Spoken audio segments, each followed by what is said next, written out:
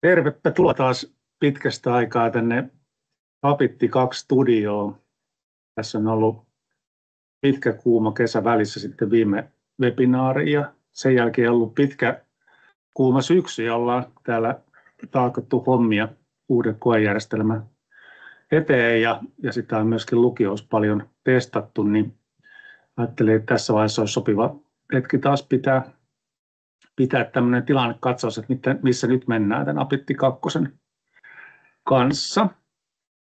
Ja aloitellaan vähän sillä, että käydään läpi näitä kokemuksia sieltä lukijoiden testikäytöstä. Meillä on tuossa valtakunnallinenkin harjoituskoe ja sitten mennään siihen Naksu 2 tilanteeseen, missä vaiheessa se kehitystyö on ja katsotaan vähän Abitti 2. Onko sinulla mikki auki? Tässä joku kysyy, että pitäisikö kuulua? On. Joku sanoo, että eipä kuulu, ei.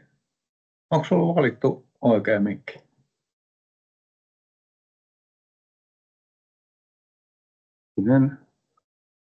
Joku sanoo, että kyllä kuuluu.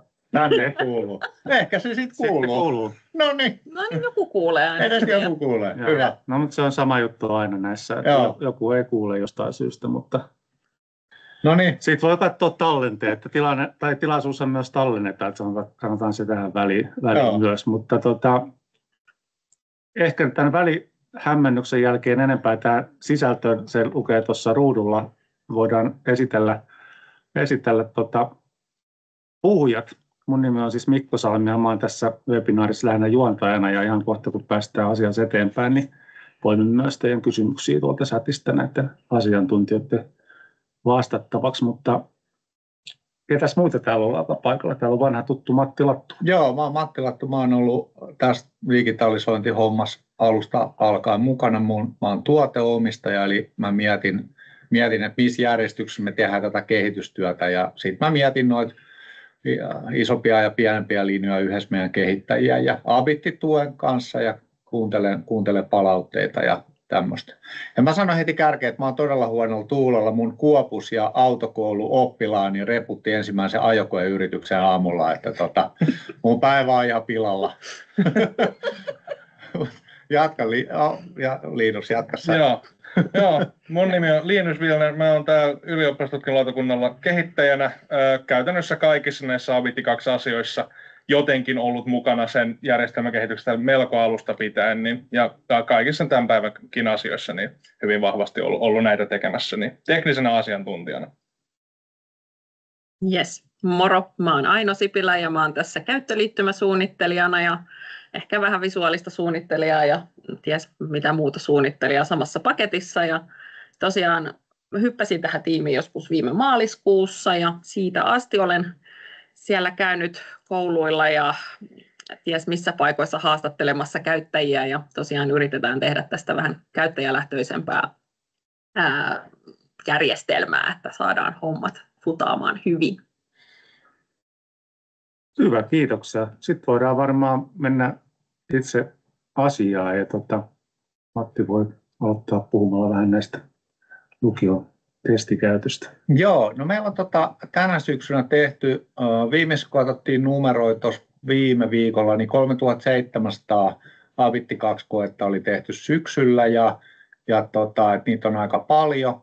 Ja me ollaan saatu niin kuin, monenlaista palautetta, joka on ollut hieno juttu, että sieltä on löytynyt ihan tämmöisiä ohjelmavirheitä ja muuta sellaista. Sitten tulee palautetta meidän oheisohjelmista, niissä me pyritään aina se, jolla on joku viesti, niin ohjaamaan sinne oheisohjelman tekijän suuntaan, että se vuorovaikutus olisi mahdollisimman suoraa, että mehän ei itse tehdä tietenkään niitä muita kuin se aavikuslaskinnoisen, joka jouduttiin itse tekemään. Ja sitten aika paljon on ollut niin kuin pohdintaa siitä, että no missä niin kuin millaiset ne tietoliikenneverkot siellä koulussa pitäisi olla, että tämä toimisi ja kannattaako ajaa Windows 11 palvelinta ja muuta tällaista.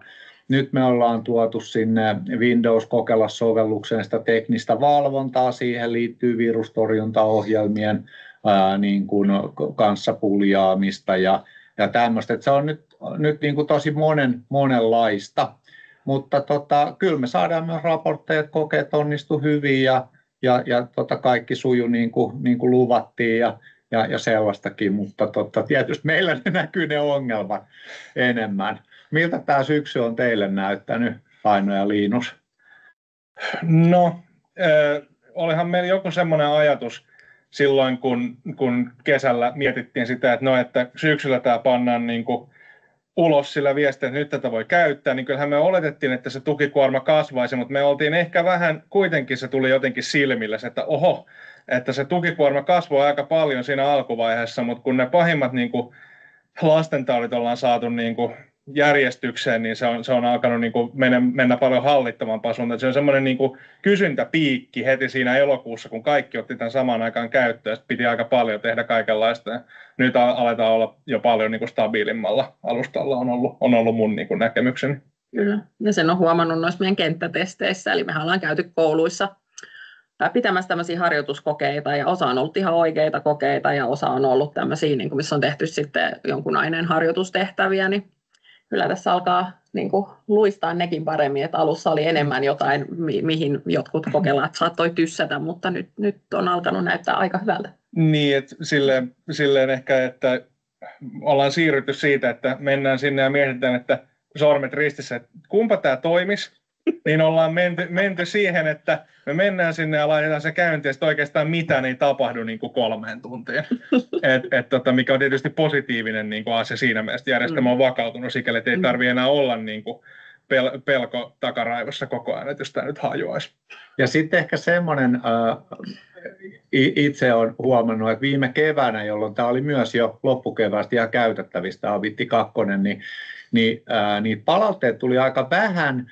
Ja nyt jälkeenpäin, niin silloinhan varmaan sellaisissa lukioissa, missä oli tämmöisiä niin kuin innokkaita kokeilijoita ja oli vähän niin kuin osaamista ja tiedättekö te vähän silleen, että kyllä tämä järjestyy ja näin, nehän nyt osaa käyttää vaikka vasaraa väärinpäin, ja nyt sitten kun niin kuin isompi joukko ihmisiä rupeaa käyttää, nyt me ollaan oikeastaan syksyllä saatu kaikenlaista palautetta, että me ollaan nyt niin kuin uudistamassa meidän verkkosivuja tämän palautteen perusteella, ja sitten on tämä Naksu 2-homma, jota myös laitetaan uusiksi, eli se ohjelmisto, jolla se palvelinta hallitaan. Et nyt sitä palautetta on tullut, ja sitten on niin kuin huomattu, että okei, meidän täytyy niin kuin asioita muuttaa, että tämä juttu lähtee rullaamaan. Ja silleen tämä on ollut myös niin kuin, jotenkin palkitseva syksy. Mutta kerrotteko te nyt, että mikä tämä Naksu 2 on ja mitä nyt on sen eteen tehty ja ollaan tekemässä? Linus voi varmaan jakaa meidän puolesta, missä vaiheessa meidän tämä työmaa on menossa.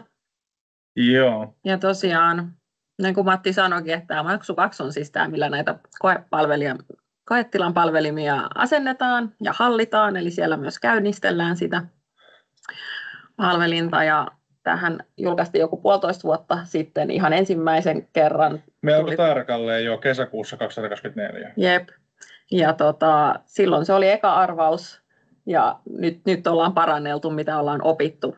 Joo, se on niin kuin se Naksun olemassa oleva käyttöliittymä, niin me vähän niin kuin arvattiin silloin, että tämä varmaan tarvitsee jotain työtä, mutta että ehkä sitten suuri osa niistä tarpeista ei paljastunut kuin nyt vasta syksyllä, kun niin kuin oikeasti tämä lähti niin kuin siihen laajaan käyttöön, ja sitten me todettiin, että joo, että 1,5 vuodessa niin aika monet meidän oletuksista ja arvauksista siitä, että miten näitä kokeita tullaisiin järjestämään edes teknisellä tasolla, puhumattakaan siitä, että miten ihmiset haluaisivat tätä käyttää, niin aika moni niistä oletuksista on mennyt romukoppaan, ja sen takia niin on pitänyt tehdä se käyttöliittymä niin kuin aika niin kuin rajulla kädellä uusiksi. Jep. Ja tosiaan mä kävin haastattelemassa opettajia, jotka on kouluissa pyörittänyt jo kokeilut Naksu 2 pyörittää Abitti 2-palvelimia, ja keräsin palautteita, ja sitten myös kerättiin meille niin kuin tänne tullutta vuolaista palautetta, mitä saatiin, niin niitä kerättiin yhteen ja etittiin niitä ongelmakohtia sieltä, ja sitten käytännössä tehtiin koko homma uusiksi niin sanotusti. Ja tosiaan nyt tässä näkyy tämä, jos Naksu 2 käynnistää, niin se tulee tämmöiseksi, tämä siis on vielä tuotannossa, mutta tulossa pian. Mutta kerron nyt, että miltä tämä nyt näyttää tällä hetkellä. Ja tosiaan yksi asia, mikä me myös ollaan kommunikoitu aiemmin ehkä vähän huonosti, että meillä on niin kuin 2 vaihtoehtoa tähän niin kuin ikään kuin palvelimen, 2 erilaista palvelinsetupia. Ja tätä nyt yritetään myös kommunikoida tässä, että kummanlaisen laitat. Eli meillä on tämä, mikä saadaan toimimaan Windows 11 tai YTL Linuxilla, mutta sitten meillä on myös tämä niin kuin virallinen YO-kokeita varten oleva setuppi, millä voi siis toki myös pyörittää harjoituskokeita, mutta näin. Ja sitten tässä on yritetty nyt myös kertoa tätä eroa, että mihin käyttöön nämä on. Ja tämähän on ollut tosi hämmentävää ainakin, kun on Abitti-tuen kanssa jutellut, niin tätä ratkotaan tässä. Joo, ja samoin niin kuin se, että tämä on yksi esimerkki siitä, että miten semmoinen niin kuin meidän 1,5 vuoden takainen ajatus oli niin kuin sen hetken paras arvaus, mutta joka sitten osoittautui niin kuin vääräksi pitkässä juoksussa, että eihän meillä ollut silloin mitään ajatusta siitä, että olisi tämmöiset 2 erityyppistä palvelinta, että me ajateltiin, että no yksi ja sama palvelin kaikille, mutta sitten niin kuin vähän vähältä niin niitä käyttötapauksia pinoutui päälle lisää, sitten alettiin huomaamaan, että lukijoilla on niin kuin aika tietynlaiset tarpeet ja sitten niin kuin satunnaiskäyttäjillä tai niin kuin kokeilukäyttäjillä on toisenlaiset. Niin ja se alkuperäinen niin kuin systeemi sopi parhaiten ehkä tämmöiseen kokeilukäyttöön, kun se oli sitä miettiä niin kuin rakennettukin. Jep. Kurkataanko sinne, mitä nämä on syönyt? Joo. Vaikka aloitetaan siitä avoimesta verkosta. Joo. Ja tosiaan se aiempi Naksuhan oli semmoinen pystysuuntainen ja palautetta tuli aika paljon siitä, että tekstit on niin pienellä, ettei näe lukea ja muuta. Et nyt on tehty niin kuin ihan jytäkän kokoinen käyttöliittymä, että pitäisi paremmin nähdä lukea. Ja tosiaan nämä kaikki palvelimen asennukseen tarvittavat asiat, mitä pitää saada aikaiseksi tehtyä, niin ne on nyt numeroitu, että nämä on tämmöisessä järkevässä loogisessa järjestyksessä, jota voi vaan käytännössä seurailla. Ja tosiaan nämä kaikki säädöt on nyt tässä samalla sivulla, että se aiempi oli silleen, että niitä oli useammalla sivulla, jolloin sitten välillä virheviestit oli vaan silleen, että mene tonne ja tee jotain. Ja nyt käytännössä se virhe tulee sellaiseen kohtaan, missä sun pitää tehdä jotain, ja myös ne virheviestit on muotoiltu sellaiseen muotoon, että ne kertoo sulle, mitä pitää tehdä. Joo, nyt tähän liittyy myös sekin, että se aikaisempi jako siihen niin kuin, että oikeasti se niin kuin, tietyt toimenpiteet tehtiin sieltä sen asetusvalikon, sen niin sanotun hammasrattaan kautta, niin ajatus tässä oli silloin, että halutaan piilottaa semmoista niin kuin ylimääräistä kompleksisuutta henkilöltä, joka vain tulee sen palvelimen ääreen käynnistää, sen pitää kokeensa, ottaa vastauksensa ja poistuu. Mutta niin kuin, siinä oli sitten se ongelma, että se piilotti tämmöistä niin kuin oikeasti olennaistakin tietoa sitten, niin se, miten tässä uudessa käyttöliittymässä niin tätä on lähestytty, on se, että ei piiloteta mitään, mutta tehdään tämmöinen niin sanottu checklist-tyylinen niin kuin etenemisvuo tässä, että jos kaikki on näissä on kunnossa ja kaikki näyttää oikealta, niin sitten niin kuin asialle ei tarvitse tehdä mitään. Jep. Ja sitten toki just Abitti-tuen kanssa juteltiin myös siitä, että se, että nämä on nyt numeroitu, niin on paljon helpompi ohjata ihminen sitten myös tekemään siellä, että menepä kohtaan 4 ja näin. Että tämä on myös helpompi ohjeistaa. Ja tarkoitus on myös tehdä tästä hyvä ohjeistus vielä tässä piakkoin, kun saadaan tämä tehtyä. Mutta joo, se miten nämä myös nyt tulee eroamaan nämä eri puolet, että nyt me ollaan siellä avoimen verkon palvelimen puolella. Ja tuossa 4. kohdassa näkyy tämmöinen palvelimen nimi, joka on edelleen tämmöinen arvottu 2 sanaa, joka tulee sitten vähän randomilla, että mikä se on. Mutta sitten siellä toisella puolella, pitäisikö meidän kurkata sitäkin? Joo, katsotaan. Miten nämä eroavat. Niin täällä näkyy nyt sitten näitä tutkintoverkkoon tarvittavia asetuksia, mutta sitten tuohon palvelimeen, täällä on nyt nimetty tämä Anna palvelimelle lempinimi, mutta täällä puolella voi taas antaa sen pysyvän nimen, joka pysyy sitten aina samana. Ja ei sitä muuta. Ja tämä vastaa semmoiseen tarpeeseen, mitä me kuultiin sieltä niin kuin lukijoilta, että nämä kaksi arvottua sanaa, niin ne on niin kuin henkilölle, joka siihen koetilaan tulee suorittamaan sitä koetta, eli opiskelijalle, niin merkityksettömiä.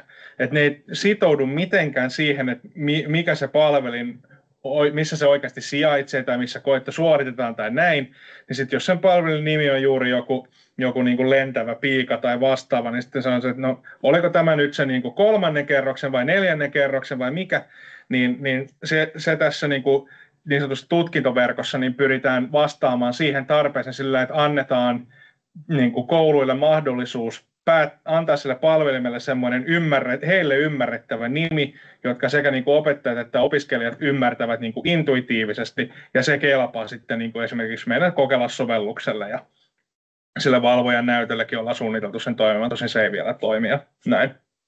Jep. Yksi, mitä ollaan parannettu, on myös, että näytetään paremmin että missä verkossa ollaan. Onko se sisäverkko, onko siellä internetyhteys ja mitä nopeuksia sieltä tulee. Samaten sitten, kun niitä valitaan, sitä ei nyt tässä versiossa vielä olla, mutta kerrotaan sitten paremmin, että nyt jos saat Wifissä, niin tämä riittää tähän ja kannattaisi laittaa piuha. Eli käyttöliittymään tarkoitus on vähän ohjata myös sitä, että saadaan sinne toimivat asiat valittua. Ja just ohjataan sillä tavalla, että esimerkiksi niin pystytään välittömästi sanomaan, että jos ulkoverkon verkkolaitteessa ei ole internetyhteyttä, niin, niin kuin täällä muuttuu punaiseksi liikennevalo, joka antaa käyttäjälle semmoisen niin kuin visuaalisen vasteen siitä, että mitä hänen toimintonsa juuri niin kuin saavutti. Voidaanko me vähän peruuttaa, että kun tässä on nyt tämä avoimen verkon ja suljetun verkon, niin mitä ne oikein tarkoittaa ja pääseekö tuosta avoimesta verkosta sitten niin kuin internettiin kesken kokeen? Ei sikäli. Me ei olla vaan keksitty sille parempaa nimeä toistaiseksi kuin avoin verkko. Että suljettu tutkintoverkko tarkoittaa siis semmoista, jossa niin kuin, se toimii tosiaan vain YT ja Linuxilla. Ja siinä siis ajatus on se, että luodaan semmoinen niin kuin ylioppilastutkintomainen tutkintoverkko, jossa niin kuin koetilan palvelin toimii niin kuin auktoriteettina siitä, että mitä siinä verkossa tapahtuu. Että tuo avoimen verkon palvelin, niin se on käytännössä tarkoitettu semmoisiin käyttötapauksiin, että tuodaan jokin esimerkiksi opettajan tietokone siihen verkkoon, niin sitten vaan niin kuin pidetään se koe ja sitten jossain vaiheessa se poistuu sieltä todennäköisesti. Että suljettu tutkintoverkko niin on ajateltu semmoiseksi asiaksi, joka niin kuin rakennetaan sinne koulun johonkin sopivaan koetilaan ja sitten se niin kuin on silleen semipysyvä. Et ei välttämättä fyysisesti pysyvä, että esimerkiksi joissain kouluissa niin näitä palvelimia niin kuin siirretään fyysisesti jostain varastosta niin kuin johonkin liikuntasaliin, mutta että ajatus olisi se, että sen palvelimen voi niin kuin määrittää ja niin kuin asentaa ja laittaa kuntoon silleen, että sen voi niin kuin vetää sieltä pakasta niin sanotusti ja viedä tähän koetilaan, tai se elää koko ajan siellä koetilassa. Et tarjotaan mahdollisuus tehdä tämmöinen niin kuin pysyvä koetilan palvelin, jolla on pysyvä nimi, just tämä lempinimi, ja että se, niin kuin, kun se kerran on tehty, niin sitten se vaan niin kuin käy ja kukkuu. On se idea, mikä tässä niin kuin edellisessä järjestelmässä nämä satunnaiset nimet niin umpeutuu 3 kuukauden välein ja sitten ne vaihtuu, niin siitä puuttuu tämä pysyvyys, että jos se vaihtuvuus osuu kovin huonoon kohtaan, niin se voi olla, että koepäivän aamuna onkin palvelimella väärä niin kuin eri nimi, ja se on varsin kiusallista. Niin semmoista tässä halutaan välttää. Nyt ihan pakko, tuli joku abitti-tukea pyytö, että hei, että meidän koulun rehtori, joka ei tykkää, kun meidän koetilan palvelimen nimessä oli joku sukupuolitauti, ja mitäs me saadaan uusi nimi, ja nyt tosiaan, niin, no uuden nimen saa, kun hakee vaan uuden osoitteen, että se oli helppo ratkaista, mutta joo. Tämmöistä niin kuin pysyvyyttä. Anteeksi, mä nyt vaan menen sivupoluille. Ja sieltä on yritetty kyllä filteröidä tuhtimmat sanat kyllä pois. Mutta tietysti niin kun kyseessä on sanakirja, niin sittenhän se on silleen, että sanoja voi yhdistellä mielivaltaisesti. Niin se, mitä tällä pyritään saavuttamaan, niin on just ehkä tämmöinen niin kuin valinta siihen, että miten halutaan nimetä ne palvelut, ja kun se kerran on nimetty, niin se nimi pysyy. Yksi kysymys vielä tähän nimipolitiikkaan, että onko nämä pysyvät nimet niin uniikkeja koulukohtaisesti vai ihan niin maailmanlaajuisesti. Ne on uniikkeja saman verkon sisällä. Eli jos sulla on 2 fyysisesti eriteltyä verkkoa, niin niissä voi olla 2 palvelinta kummassakin, joilla on niin kuin sama nimi, mutta tietenkin niin sekaannusten välttämiseksi niin kannattaa tietysti käyttää niin kuin silleen uniikkeja, että sit jos sen toisen palvelun tuo siihen toiseen verkkoon, niin sit siitä tulee hankaluuksia, kun niille tulee niin kuin kolari. Mutta niin kuin, niitä voi olla näitä jumppasaleja ja takkahuoneita, mitä liian nyt onkaan, niin voi olla niin kuin saman nimisiä palvelimia voi olla niin kuin muuallakin, muissa kouluissa kuin tässä yhdessä. Ja se niin kuin pysyvä nimi, joka valitaan, niin se ei siis näy missään internetissä tai missään muussakaan julkisessa palvelussa. Että se on tämmöinen niin kuin ainoastaan sen paikallisverkon sisällä oleva nimi. Ja sama koskee tätä niin kuin tutkintoverkkoa ylipäänsä, että nyt tällä hetkellä tuo niin sanottu avoin verkko, niin missä nämä osoitteet arvotaan, niin ne luodaan niin kuin meidän nimenselvennyspalveluun se nimi. Ja sitten niin kuin julkiset nimenselvennyspalvelut kertoo, että se palvelin elää tämmöisessä osoitteessa. Ja tämähän on tietysti niin kuin ylioppilastutkinnon järjestämisen kannalta kestämätöntä, jos niin kuin koululta katkaa esimerkiksi internetyhteys tai se globaali nimenselvennyspalvelu kaatuu.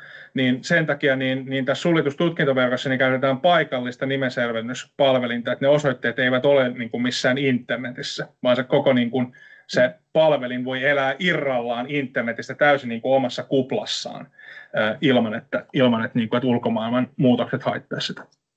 Mä haluan siihen kouluun, missä on takkahuoneet tai yökirjoitukset. Se oli ensimmäinen muu huone kuin liikuntasali, mikä tuli mieleen. En tiedä miksi. No niin, semmoinen lipsaus. Mennään äkkiä eteenpäin. Ja katsotaanko sitten, että mitä tapahtuu sen jälkeen, kun toi palvelin on nyt sitten saatu pystyyn. Mulla on nyt tässä tämmöinen. Mä näytän, että miltä se Kokelaan työpöytä näyttää tällä hetkellä ja miten se valvojan näyttö toimii, että miten se koe tällä hetkellä lisätään sinne. Yksi tutkintoverkkokysymys tähän väliin. Okei. Niin. Eli mihin tätä suljetun tutkintoverkon palvelinta siis tarvitsee tämän ulkoverkon? Se tarvitsee sen asentuakseen, että kuitenkin niin kuin se palvelin ohjelmisto pitää tulla internetistä. että se on käytännössä se. Siihen liittyy myös muita jotain semmoisia syvempiä teknisiä yksityiskohtia, kuten se palvelimen semmoinen varmenne, että se kelpaa niin kuin kokeilla-sovelluksille ja selaimille ja tämmöisille, mutta käytännössä silleen, että kun se palvelu on asennettu, niin se ei tarvitse sitä internetyhteyttä uudelleen niin kuin ainakaan kovin lyhyellä aikavälillä. Ja sitten me niin kuin haluttaisiin, että esimerkiksi ne koesuoritukset ja koelogit, niin se siirtyisi automaattisesti niin kuin lukijoilta meille, että siinä ei tarvitsisi sitä koesuoritusten niin kuin tiedoston siirtoa niiden uuspitikkujen kanssa pelaamista. Ja sitten ne, jotka seurasivat tätä syksyn äikän kokeen tilannetta ja luki sitä meidän raporttiin, niin siinähän yksi iso havainto oli se, että meillä kesti tosi kauan saada niin kuin selville, että mikä se ongelma oikeastaan oli. Ja sitten kun se oli saatu selville, niin tuli 15 minuuttia, niin meillä oli eka korjaus. Ja tässäkin niin tavoitellaan, että me saataisiin niin kuin näytön, tämmöinen helpdesk-henkinen näytön etähallinta sinne koetilan palvelimille, jolloin ongelmatapauksissa me päästäisiin ESAan nopeammin. Mutta se ei nyt ole sellainen, että jos se yhteys katkee, niin kokeet pitää lopettaa, mutta se on kuitenkin asia, joka me ollaan niin kuin tunnistettu, että nyt niin kuin seuraava 10 vuoden aikana, niin kyllähän tämmöinen varmasti onnistuu. Mutta tästä on kyse ja aloitetaan pienestä ja näin. Joo. Ja sen ehkä lisään vielä, että nämä tosiaan on siis semmoisia kehityssuuntia, mitä me ollaan ajateltu, että tälle palvelimelle niin kuin voisi tehdä, mutta mikään näistä ei toistaiseksi vielä ole niin kuin toteutettu. Mutta että tavallaan visio on poistaa sitä Habitti 1 maailmasta niin kuin periytynyttä tavallaan sitä fyysisen tiedoston käsittelyä ja paikallisen tiedostojärjestelmän tallentamista, koska siinä tulee sitten aina näitä omia hankaluuksia just, että jos sitä dataa tulee kovin paljon. Ja vielä nopea kysymys ennen kuin mennään työpöytäasioihin, niin toimiiko tämä palvelikone siis DHCP ja DNS-palvelu? Juurikin näin. Sitten Martti.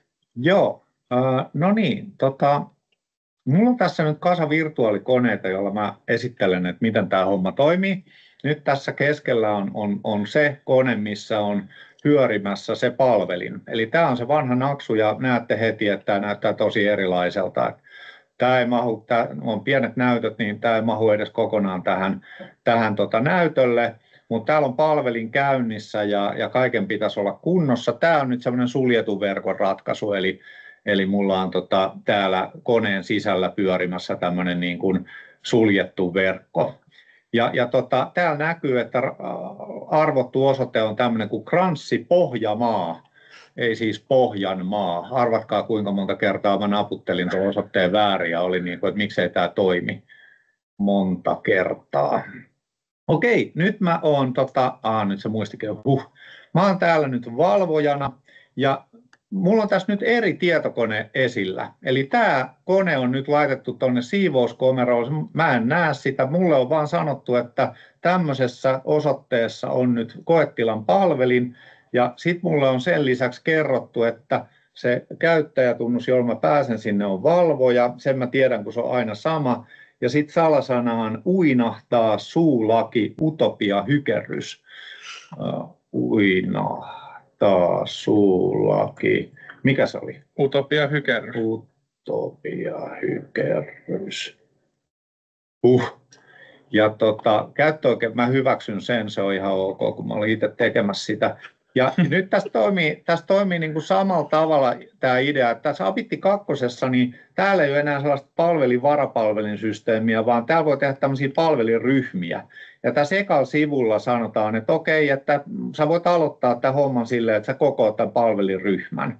Ja silleen saadaan, että jos joku näistä ryhmän koneista menee rikki, niin sitten niissä toisissa on se data.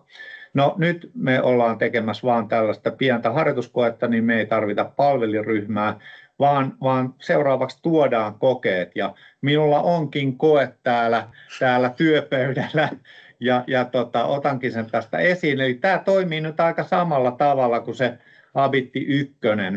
Eli vielä mä lataan oma Abitista tämän kokeen ja sitten jos on monta koetta, niin pitää tehdä se chippi ja syöttää purkukoodit ja niin poispäin. Nyt mulla on yksi koe, tämä oli joku vanha YO-enkun koe, jonka mä puran ja näin. No nyt mulla on se koe tuolla ja sitten tässä on niin kuin se valvojan näyttö, eli tuossa näkyy avainluvut ja vahvistuskoodit ja tuosta mä voin aloittaa sen kokeen.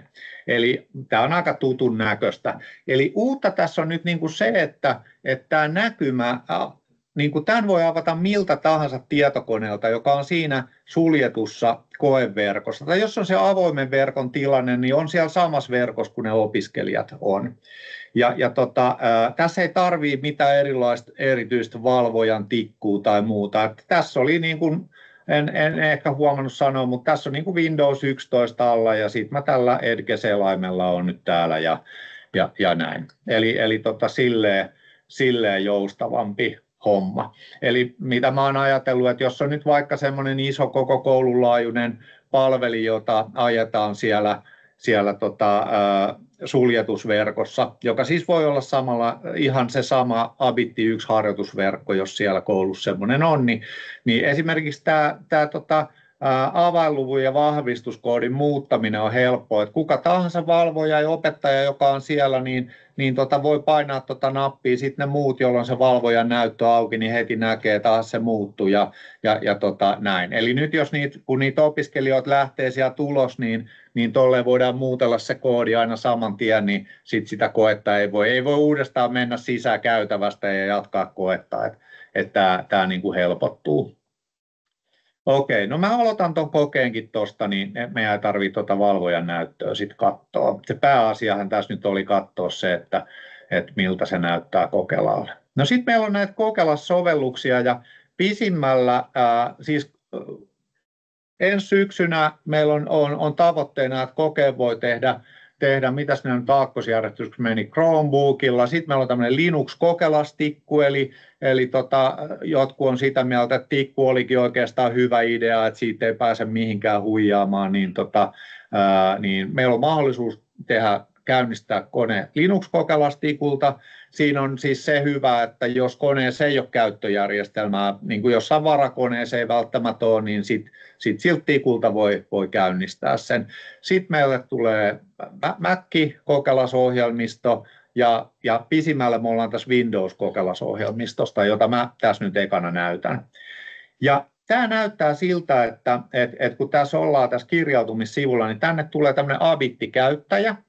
Eli tämä konsepti on nyt sellainen, että kun mennään tällä Abitti-käyttäjällä sisään, niin sitten se Abitti-käyttäjä on niin kuin, sen ympäristöä on niin kuin kovennettu, ja meidän on niin kuin helpompi valvoa sen koneen käyttöä siten, että siellä Abitti-käyttäjän ulkopuolella ei pitäisi tapahtua asioita, eikä varsinkaan siellä sisällä Abitti-käyttäjän toimesta, mitä me ei tiedetä. No katsotaan, mä painan tuosta, tähän ei ole asetettu salasanaa. Tämän ympäristön ylläpitäjä voi laittaa sinne salasanan halutessaan, mutta tässä nyt ei ole. Nyt mä tarviin tässä kohtaa, kysytään se koepalvelimen nimeä, mä syötän nyt sen Crunchy-Pohjanmaa.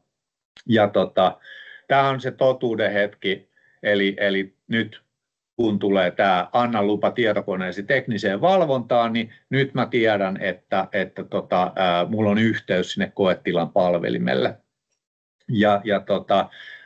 Tämä tosiaan niin kuin hyvin selvästi nyt kerrotaan, että nyt se valvonta alkaa siellä ja jos ei sitten käy, niin sitten sulje koejärjestelmä ja peruutetaan. No niin, no tämä loppu on aika tuttua, eli kirjautuminen näyttää tutulta, vähän on ulkoasu modernimpaa kuin aikaisemmin ja mulla on tosiaan se yksi koe tässä mikä se avainluku oli, nyt mä tarvin sen valvojan näytön, se oli tuolla, otetaan se tuohon, mä lunttaan 7725 WI.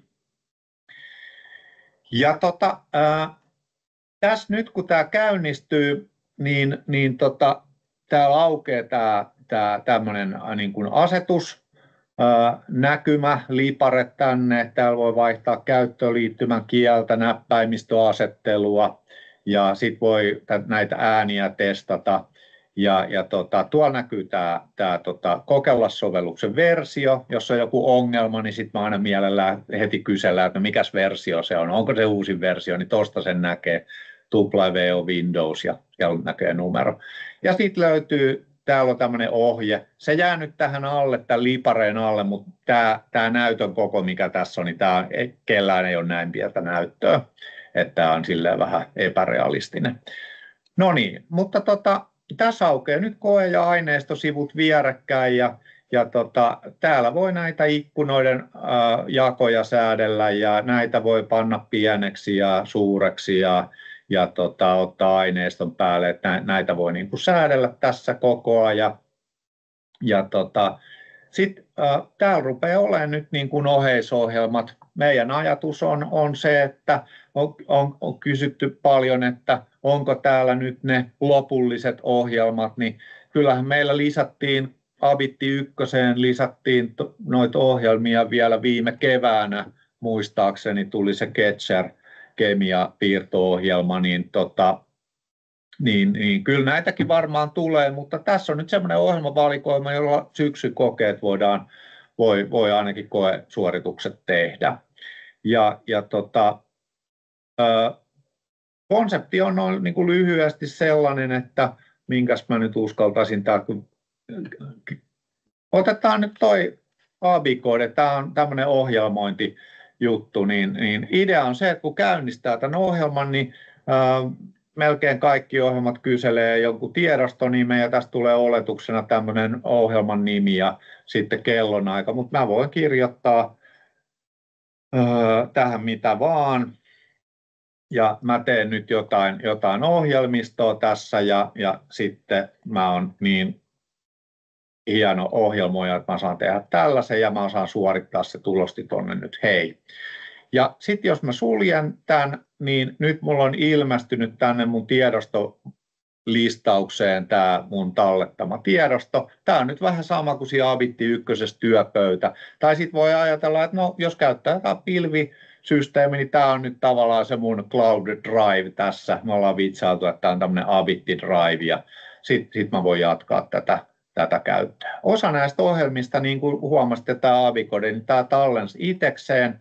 Sitten meillä on täällä ohjelmia, jotka ei tallenna itsekseen. täällä on sitten tulee tämmöinen ilmoitus, että muista tallentaa ja niissä niin kuin erikseen kerrotaan, että tämä on nyt sellainen, missä pitää itse sit hoitaa tämä tallennus.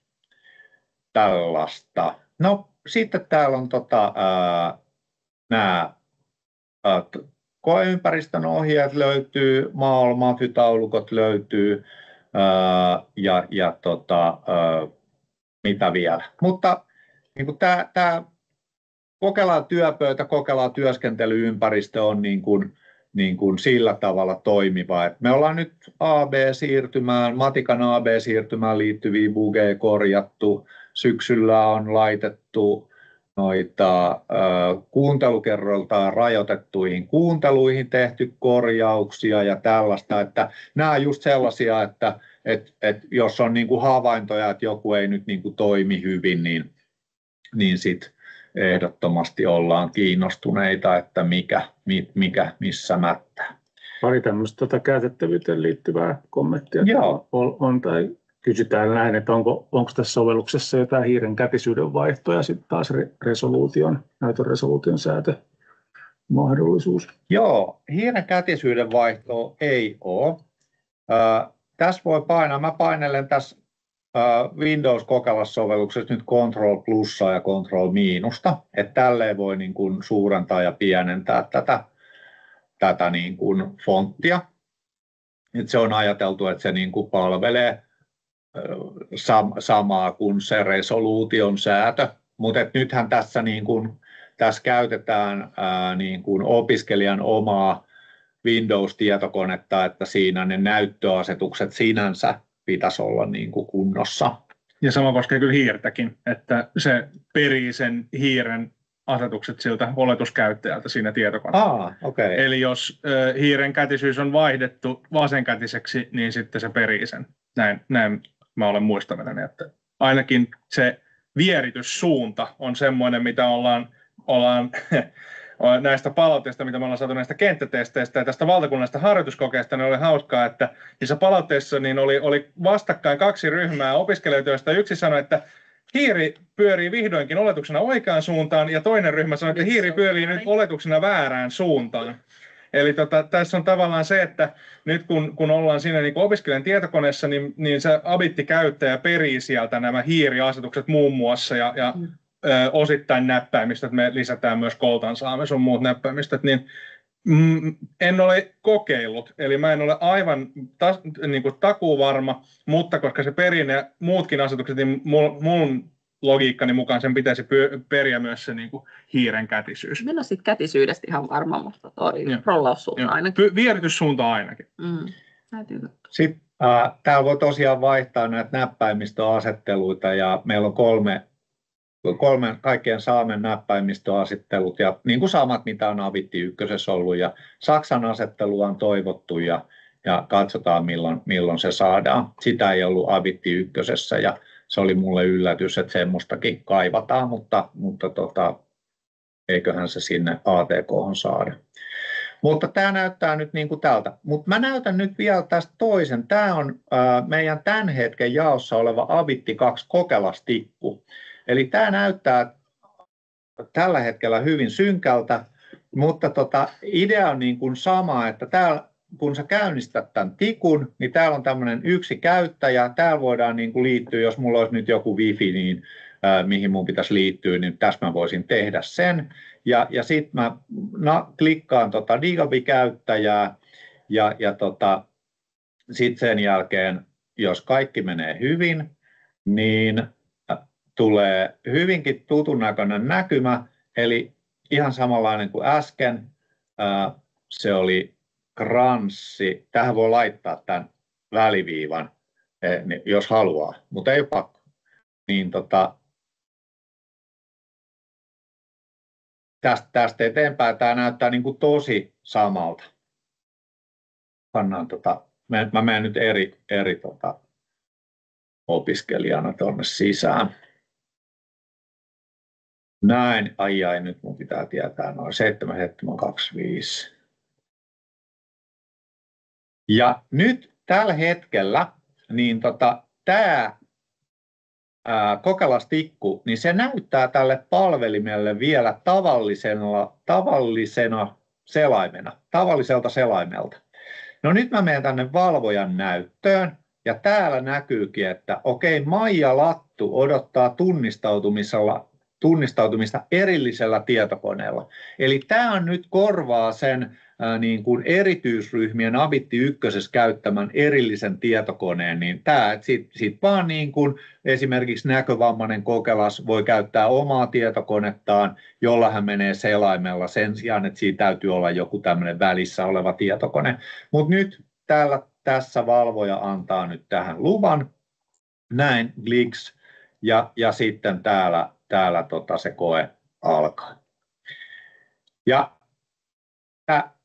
yllätys, tämä työpöytä näyttää tosi samalta. Nyt tämä asetuslipare on vielä hyvin karu, eli siellä on vaan käyttöliittymän kielenvalinta ja näytön lukinta, mutta täällä ei vielä niin kuin muuta ole. Tuollakin on tuommoinen hassu kiekuraversion ja näin. Mutta eli tämä nyt vaan ikään kuin, että nämä kokelassovellukset voi olla sellaisia, että ne käynnistyy eri tavalla, mutta lopputuloksena se kokelas näkee tämän saman työpöydän, siellä on samat ohjelmat ja kaikki on niin kuin sit samanlaista.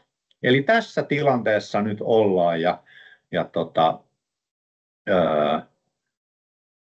ei varmaan muuta. Nyt meillä on toivottavasti, siellä oli mä näin yhden hyvän ihanan kysymyksen. Voinko mä vastata siihen matikan kenoviiva? Katsotaan, mitä siinä tapahtuu. Eli siinä oli ihan alussa oli sellainen kysymys, että jos lähtee syöttämään latekaavaa. Joo. Ala purkaa siitä alkupäästä. Joo, eli tässä on sellainen, että kun lähtee kirjoittamaan kauheita, osaanko mä nyt kirjoittaa jotain, niin en mä enää muista, miten tätä latehi kirjoittaa, mutta kun kirjoitti tämän kenoviivan, joka alkaa, jolla nämä late, oliko tämä joku kauheata? Nyt mä häpäsen itteni kaikkien edessä, mutta luntataan taas tuolta.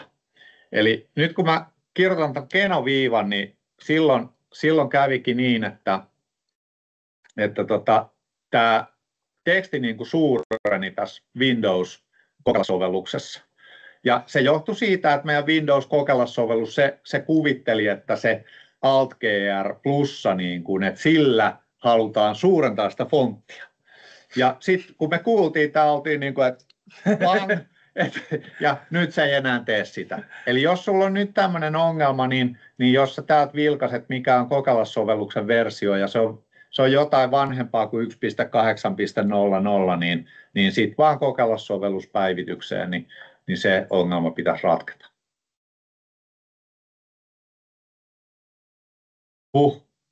Joku edes, joka on ehditty jo korjaamaan. No milloin se ehditään korjata tai tuoda tämä matikan kokeen A ja B-osa näkymä valvojan näytölle, tai siis se, että kumpaa kokelas tekee, niin valvojan olisi kiva tietää. Joo. Tähän oli hauska tässä, kun me tätä uudistusta tehtiin ja siivottiin tätä, niin todella monessa haastattelussa kävi ilmi, että kukaan ei tehnyt sillä mitään, koska sehän on siis jäänne siitä, että on pitänyt tuoda fyysinen laskin siinä puolessa välissä koetta. Me kokeiltiin ottaa se pois ja katsotaan mitä käy, ja nyt selvästi osa ihmisistä on sitä kaivannut. Mutta katsotaan millainen palautevyöry tästä tulee ja tehdään päätelmiä sen mukaan. Sittenhän me ollaan myös lisätty muita tietoeita siihen niin kuin sillä tilalla, mitä siihen aikaisemmin käytettiin tämmöiseen hyvin rajallisesti käytettyyn niin kuin toiminnallisuuteen, niin nythän siinä näkyy just esimerkiksi tämä palvelimen nimi, että millä palveluna kokeilla suorittaa sitä, kun meillä on nämä palvelinryhmät. Ja samaten uudistettiin nyt selkeämmäksi niitä kaikkia statuksia, erikoistilanteita tai muita, missä ne kokelaat on. Mutta joo.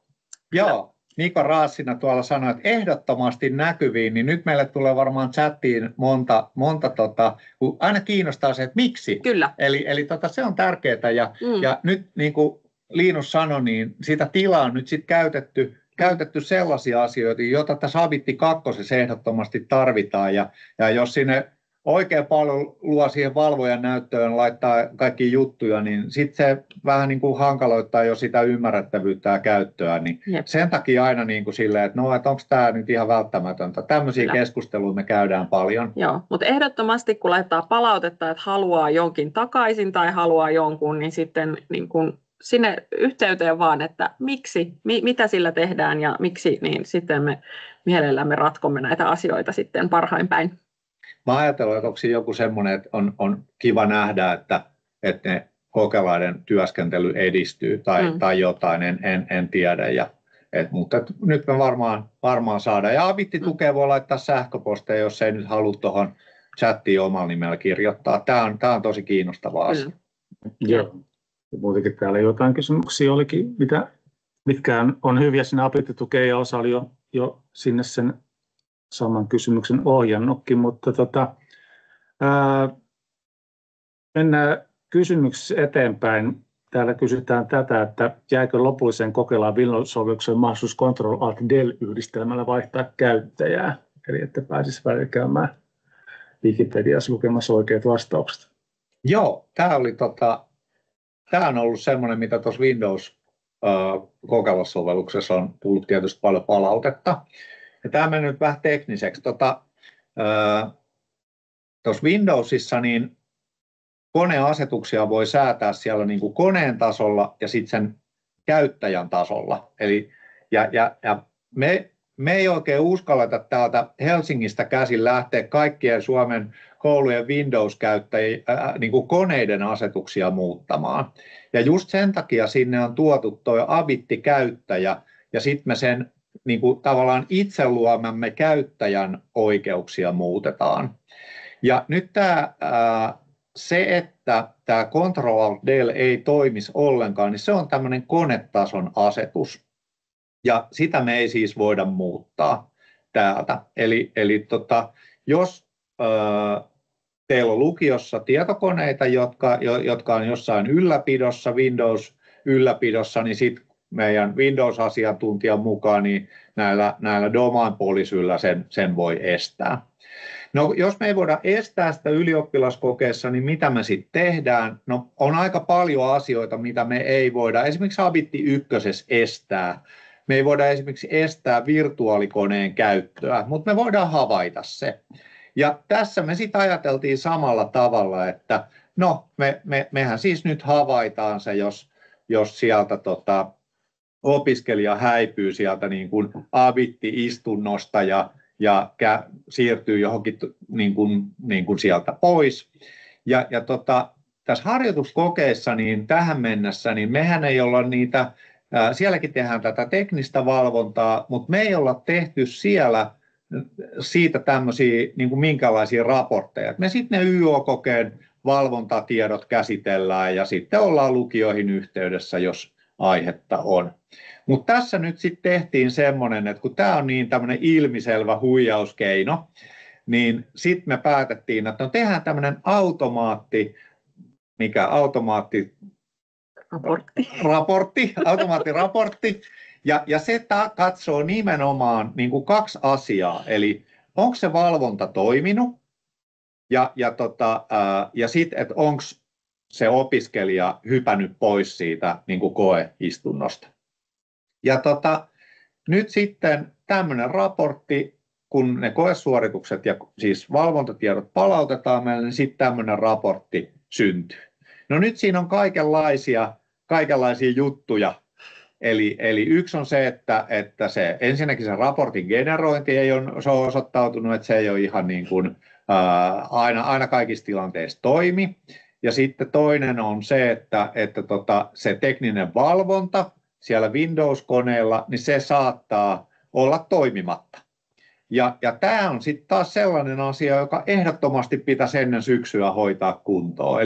Eli meillä on esimerkiksi ollut tietoturvaohjelmia, jotka on sitä mieltä, että meidän valvonta on nyt joku haittaohjelma ja estää sen toiminnan. Ja nyt niin kun, me tehdään asioita ja sitten tämä tieto valvojalle, että nyt se valvonta ei toimi, niin sillä me toivotaan, että lukiossa sitten sinne IT:lle viestitetään, että hei, meidän valvonta ei toimi, voitteko te ottaa YT:llä yhteyttä, että miten tämä saataisiin kuntoon, että me halutaan, että se valvonta toimii, että Control-Alt-Delillä ei pääsisi luistelemaan karkuun. Ja meillä on sitten niin kuin teknisempää ohjeistusta, että mitä me ollaan tehty ja mitä sitten siellä ylläpidossa voidaan tehdä.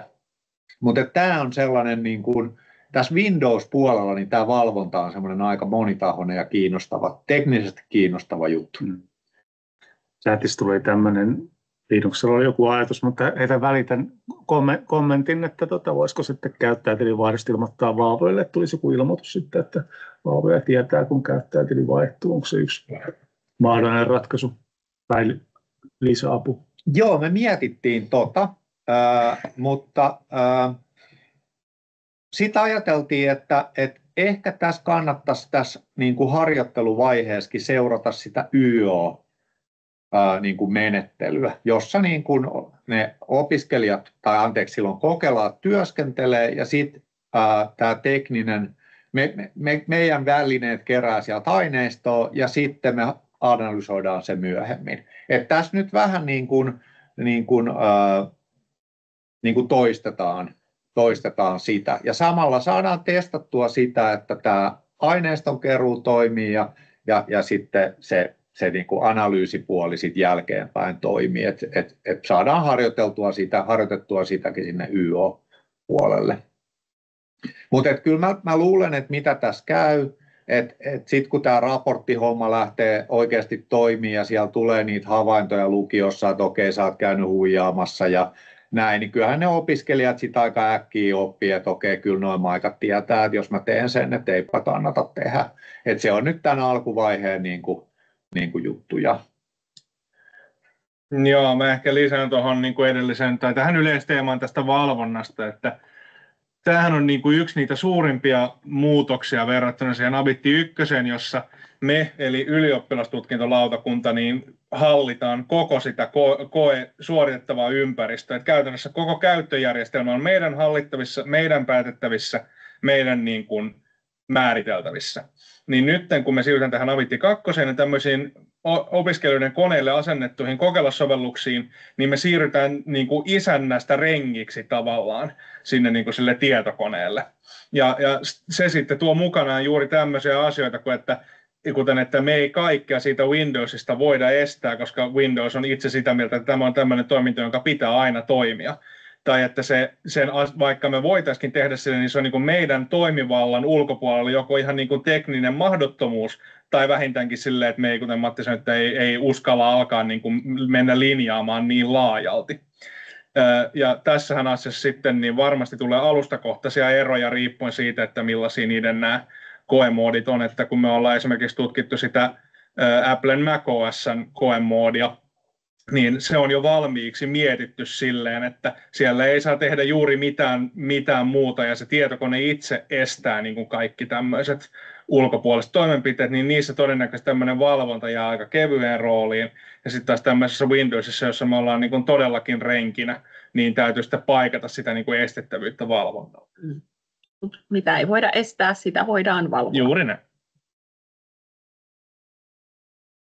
Vielä lisäkysymyksenä tähän käyttäjänvaihtoon, että jos käyttää tätä Linux-tikkua, niin onko siinä sama reaktio tällä komennolla Control-Alt-Del? No siinä me voidaan sitten vaikuttaa, että miten se toimii, mutta että sehän on nyt vähän sama, jos ajattelette nyt, kun Abitti 1 on kaikille varmaan tuttu, että sitten se Linux-tikku varmaan toimii samalla tavalla, että no jos mä sammutan koneen ja käynnistän välillä sinne Windowsiin niin sitten tulee ilmoitus, että valvonta ei toimi ja sitten se valvoja varmaan niin kuin menee paikalle ja katsoo. Että sehän on se, että siitä tulee valvojalle ilmoitus, että nyt tätä kokeilasta ei kerta kaikkiaan niin kuin valvonta tavoita, niin kuin nyt siis tulee tällä hetkellä siinä Windows-kokeilussovelluksessa. Mutta siinä me ei olla nyt sitten se Windowsin vankeja, että siellä olisi tällaisia ominaisuuksia. Parikin vähän erilaista verkkokysymystä, joita koitan tässä nyt yhdistää, niin siis on sellaisia tapauksia ilmennyt, mistä on ilmeisesti meidän raportoitukin, että tästä LAN-verkosta tipahtelee ja sitten pitää syöttää uudestaan tunnukset ja sitten taas saattaa olla, että niin verkko on vaihtunut lennosta ja pitää käynnistää konetta uudestaan, niin onko tämmöisiä tähän liittyviä edistysaskelia? Tämä on siis kokelailla tapahtunut. Joo. No tämä on nyt juuri yksi niistä asioista, mikä tässä Rengin maailmassa niin menee kovin vaikeaksi, että niin kuin tähän liittyy fundamentaalisesti semmoinen asia, että se Windows esimerkiksi, niin sillä on semmoinen mekanismi, että jos on ollut usean eri wifi-verkon yhteydessä, niin se koko ajan koettaa päätellä, että mikä näistä on parempi kuin tämä toinen.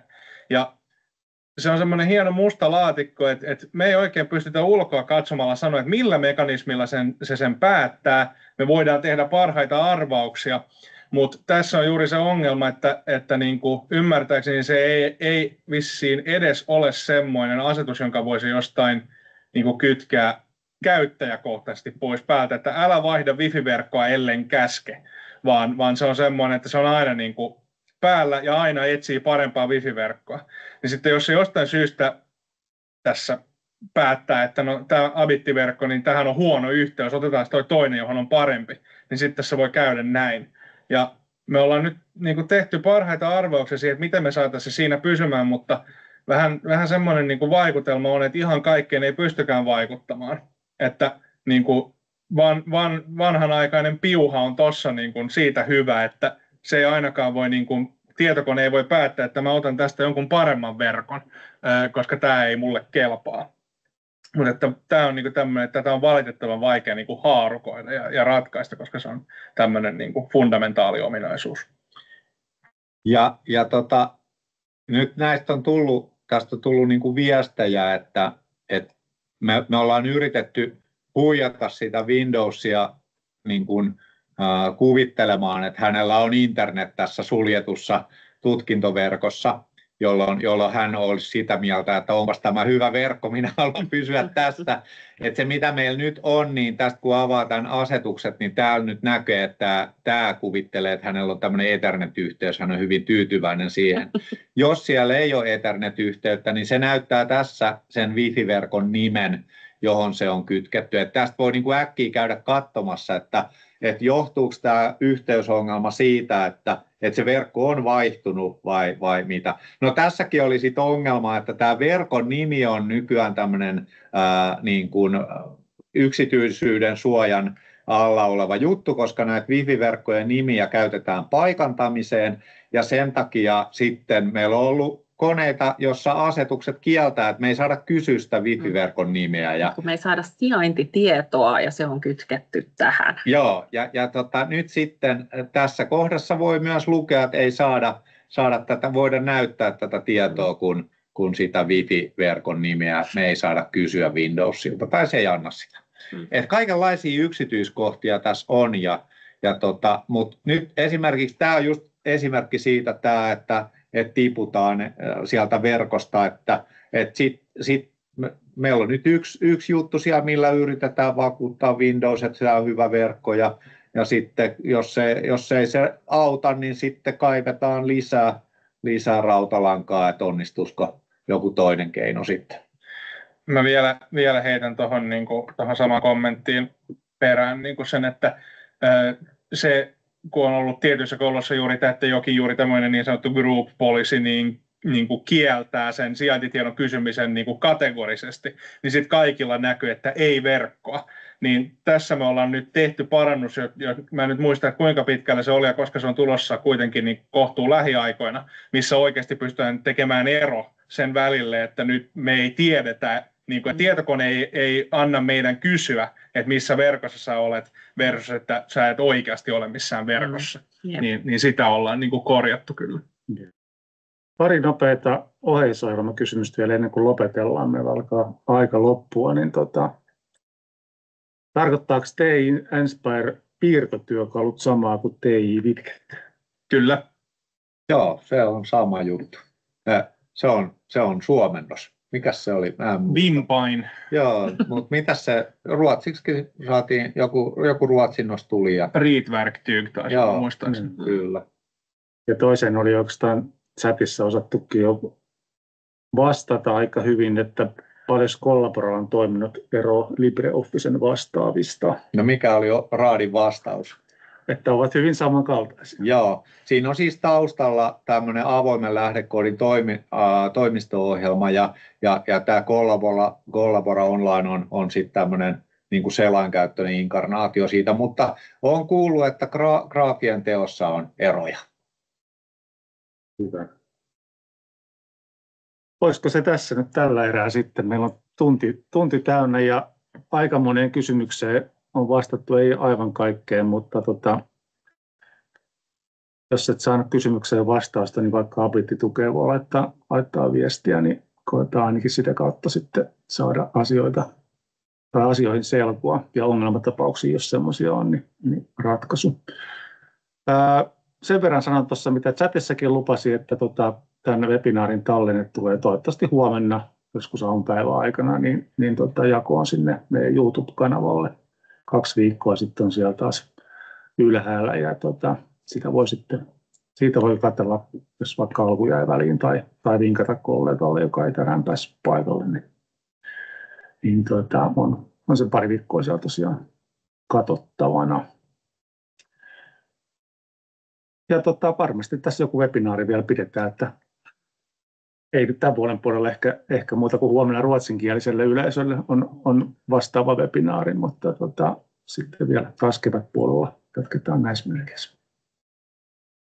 Kiitoksia seurasta ja kiitos asiantuntijoille. Ja Kiitos. Kiitos. mukavaa päivää.